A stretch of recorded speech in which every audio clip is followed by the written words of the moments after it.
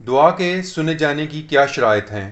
مسلسل اور مؤثر دعائیہ زندگی کے لیے انسان کا ایماندار ہونا ضروری ہے۔ یوحنا 9 باب اور اس کی 31 آیت۔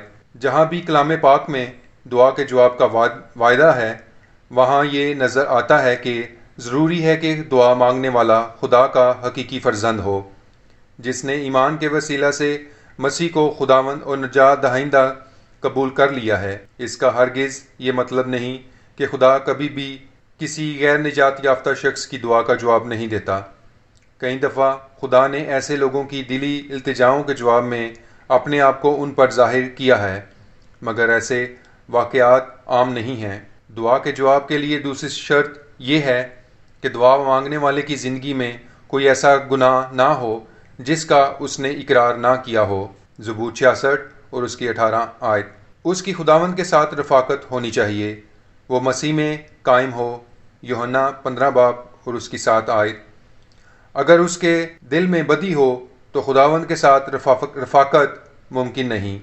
جن باتوں کے بارے میں خدا نے پہلے ہی صفائی سے بتا دیا ہے، اگر کوئی ان کی فرما برداری نہیں کرتا تو وہ اس میں قائم نہیں ہے۔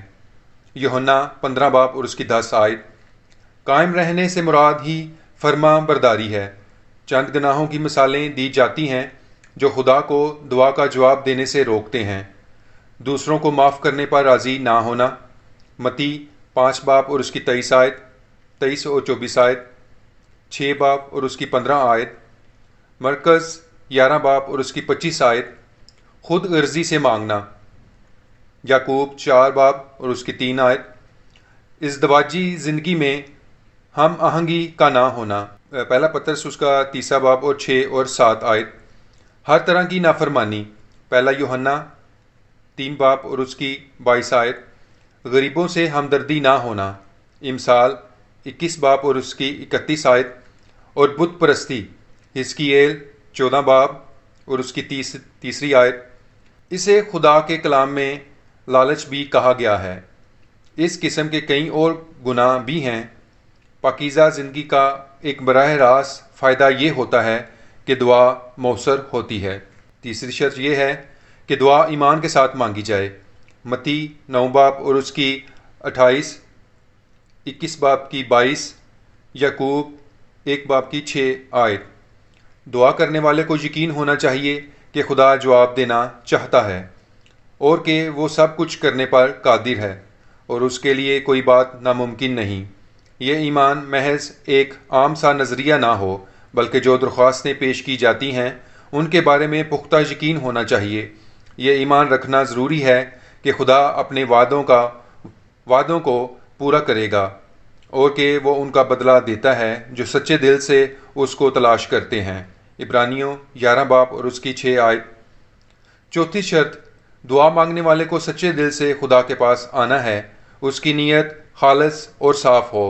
عبرانیوں 10 باب اور اس کی 22 آیت۔ اس دعا میں بھی نیت خالص نہیں ہوتی کہ حاضرین میں سے خاص لوگوں پر پیغام کا اثر ہو۔ بعض دفعہ لوگ دعا کے ذریعے سے جھگڑوں کا فیصلہ کرنے، لوگوں کی رائے اور خیالات پر اثر انداز ہونے یا کسی تک اپنی بات پہنچانے کی کوشش کرتے ہیں۔ ایسی دعاؤں میں اخلاص اور سچائی متعلق نہیں ہوتی۔ ایسی دعائیں چھت سے ٹکرا کر واپس آ جاتی ہیں۔ ہمیں خوش ہونا چاہیے کہ ایسی دعائیں چھت سے اوپر نہیں جاتیں۔ صرف الفاظ کے تانے بانے سے دعا میں اخلاص اور سچائی پیدا نہیں ہو سکتی۔ دعا ختم کر لینے کے بعد بولتے رہنے سے بڑھ کر کوئی بات خدا کو نامقبول نہیں ہوتی۔ پانچویں شرط، ضروری ہے کہ دعا خداوند یسوع کے نام میں کی جائے۔ یوحنا 14 باب اور اس کی 13 اور 14 آیت اور 16 باب اور اس کی 23 آیت۔ یہ بڑی ضروری بات ہے کہ ہماری دعا جو ہے وہ یسوع مسیح کے نام سے ہونی چاہیے۔ آپ دوبارہ سے پڑھیں اور اس پر سوچ بچار ضرور کیجیے گا۔ ہماری ویڈیو کا اگلا ٹاپک جو ہوگا، خداوند یسوع کے نام میں دعا مانگنے کا مطلب کیا ہے اور دعا کے وقت جسمانی انداز کیا ہو۔ اپنے فیس بک کے اوپر شیئر کرنا مت بھولیے گا تاکہ لوگ اور زیادہ سیکھیں اور منادی میں آپ لوگوں کا بھی کوئی حصہ ہو۔ خداوند آپ لوگوں کو کثرت کے ساتھ برکت دے۔